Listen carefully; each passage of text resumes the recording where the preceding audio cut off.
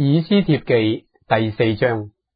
末底改知道所作的這一切事，就撕裂衣服，穿麻衣，蒙灰塵，在城中行走，痛哭哀號。到了朝門前，停住腳步，因為穿麻衣的不可進朝門。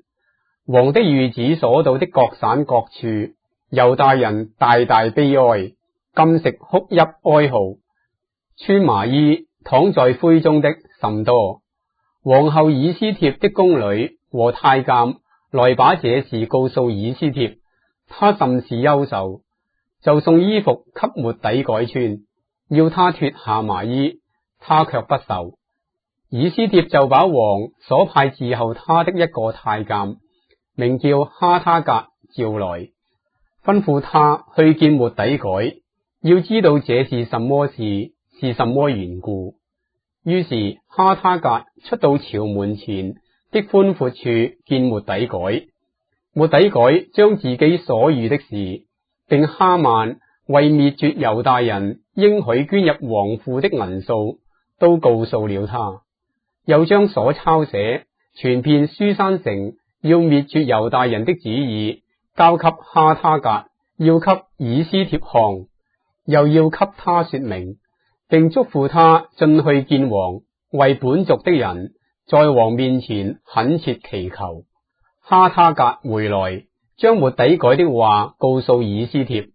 以斯帖就吩咐哈他格去見末底改，說：王的一切臣僕和各省的人民都知道有一個定例，若不蒙召擅入內院見王的，無論男女，必被治死，除非王向他伸出金杖，不得存活。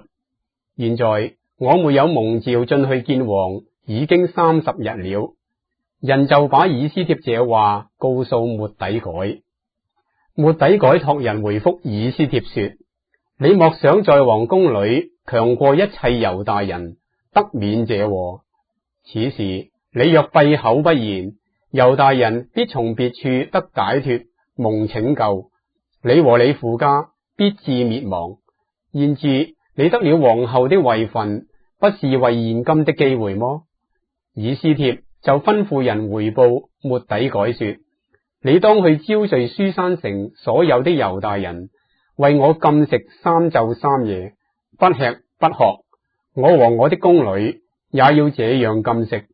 然後我違例進去見王，我若死就死吧。於是末底改照以斯帖一切所吩咐的去行。